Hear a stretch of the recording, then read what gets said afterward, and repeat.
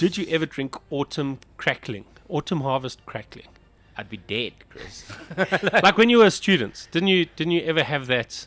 We were a very elegant group of students. We had a wine and cheese once as a student, and then people had to bring a bottle of wine and a receipt that proved that it was more than $20. Yes, and so I remember that. So everyone like brings all their wine and whatever, and there's one dude, Tim, came and he got in with his receipt for his bottle of wine that was more than $20 because he bought a 1.5 liter bottle of autumn harvest crackling. That was a good night. Yeah, I got really drunk that night. That I was don't all that really was good remember about leaving, it. Yeah. actually, to be fair. Anyway, yeah, so that's an interesting sort of weird story. All right, but talking about weird stories, I've got some weird like news stories this week. I don't know. It's time for the weird news of the week with Warren Robertson. Yeah, I got a couple of them. I don't know if you heard this, but 2 armed robbers, like they stormed into a Burger King in America, in a place called Stockton in California. Mm-hmm. And while they were busy robbing the place, one of the employees snuck out the door, went round the back, and stole their getaway car and moved it like around the block. And so they got arrested. Like these guys, because they couldn't get away. Pretty funny. That's going above and beyond for Burger King. How did he know which car to steal, though? Because it was the one that was like outside with the doors open running. Like there was the getaway car. They were waiting. They were just going to run straight into this thing. And then, of all the things to rob, why a Burger King? Because apparently Burger King is awesome. If you ask anybody in Cape Town, they're like, it's awesome. I know this because they've queued for like 5Ks every single day since the Burger King opened in Cape Town. I've had Burger King before Yeah, because I have I'm too. well travelled. I have too. I've been to other countries. It's not worth a 5-kilometer No, queue, is it? It's about, I'd put it up there with Steers. Yeah, perhaps. But this is a Burger King that they don't allow any bacon on. So They don't it's allow like any Steers bacon. without bacon. Yeah. Where's the point? Do they have macon? No, they've got What's nothing. the point of macon? I don't get that. Because I don't get it either. But macon is a Jewish substitute for. It's like the vegetarian hamburger patties or sausages. But I If wanna you're going to know be a vegetarian, why do you want your food to look like meat? Shut up. Well, Eat exactly. vegetables. Deal with it. What is macon actually made out of? Nobody It's made knows. out of beef. People say it's beef, but why is it so sweet? What are they putting on it? What is it? Because it doesn't taste like pork. And It if tastes your like, if your religion doesn't allow you to eat bacon, then you can either change just religion, change your religion or immediately. change your diet. Yeah. No, because macon like tastes like beef with sugar on it. It doesn't taste like pork. I've never had beef with sugar on it. Yeah, well, eat macon and you'll know what that tastes like. Your brain can imagine. I've these had two things macon. together, right? And if you are not a person who eats bacon for religious choices, let me just tell you, macon is really shit compared to bacon. It's horrible. Bacon is wonderful. What they're trying to do is not lead you into the path of temptation. Do you think they're ever going to make a substitute for pork ribs? No, there is no substitute for pork ribs or ice spine or delicious like gammon.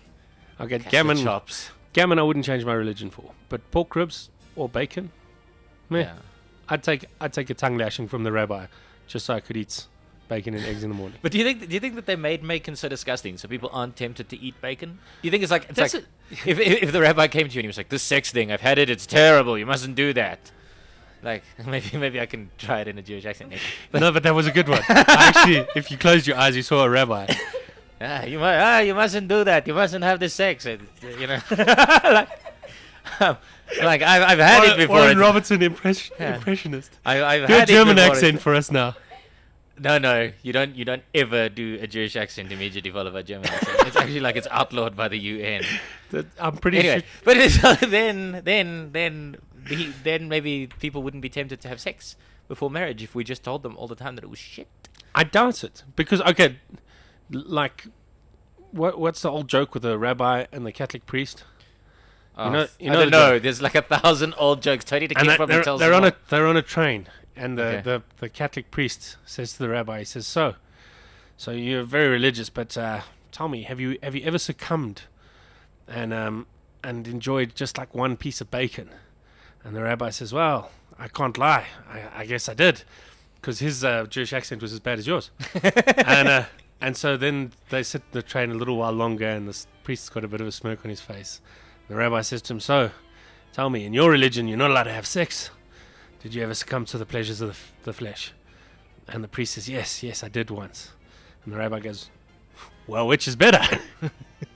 Anyway, that joke's normally a lot funnier if I'm not hungover, so I apologize. So basically, the point I was making was I could give up bacon before I gave up shagging.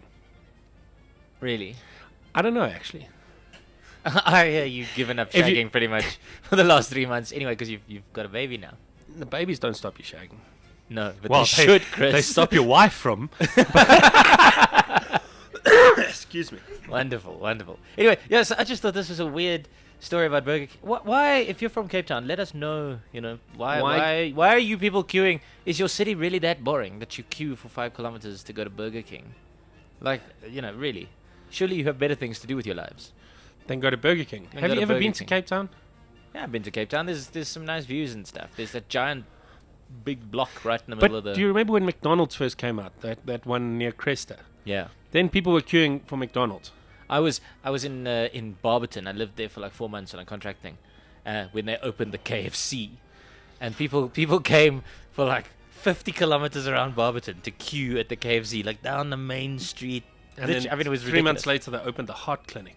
Probably. But look, Barberton is a dodgy town. Like the first thing I saw when I moved there for those 4 months, like I drove up the main street and there were 2 shabby homeless guys sharing cigarettes with like a 10-year-old school kid.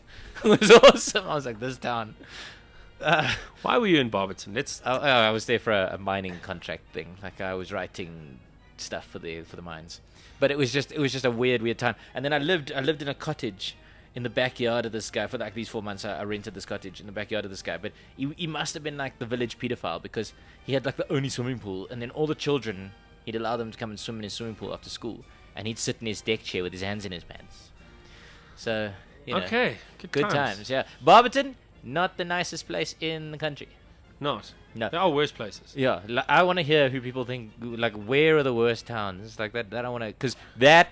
What, you've got like your village pedophile and parents are like, yeah, go to the pedophile, go swim in his pool. He's saying Like, it'll give you a go. cool down. Yeah, and those are the kids that aren't sharing cigarettes with tramps. My mom's from Barberton. Yeah, doesn't surprise me in the least. Does she watch you swim with her hands in her pants? No. No, nobody's done that since you were like 10 Well, years hey, old. at least somebody's watching them swim. It would be irresponsible to not. If anyone drowns, he's in the ready position. Oh yeah, he's in there. He's ready. He's actually waiting for that. I'm sure.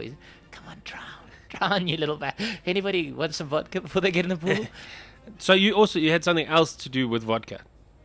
Oh, I did, but I've gone away from I thought that was like a clever segue into It 1,001 was. uses for vodka. Yeah. Well, we were looking at this list of like alternative uses for vodka, but why would you use vodka for I was going to anything other say, than like, drinking? what a waste. Yeah, I mean, I know you're playing it up now, manly for the cameras and what have you, but you and your blush wines. But yeah, apparently you can disinfect stuff and you can kill weeds in your driveway. I was going to say. Yeah, you can kill weeds in your driveway, and you can get those sticky. Can you still kill the weeds if you've put it through your kidneys first? Almost certainly. Depends how much you put through your kidneys, I would guess. Right. Perhaps we should do an experiment. I'll do it with blush. So next week, Chris will drink 3 bottles of vodka to make up for his 3 bottles of blush last night, and he will pee outside. All here on LOLZ Radio. If anyone was at Park Acoustics, they will back me up on my manliness, and they What will. did you do that was so manly at Park Acoustics? A man offered me Jack Daniels on stage, and I downed like a half bottle of Jack, and then his entire bottle of Mixer, just because I'm a dick like that.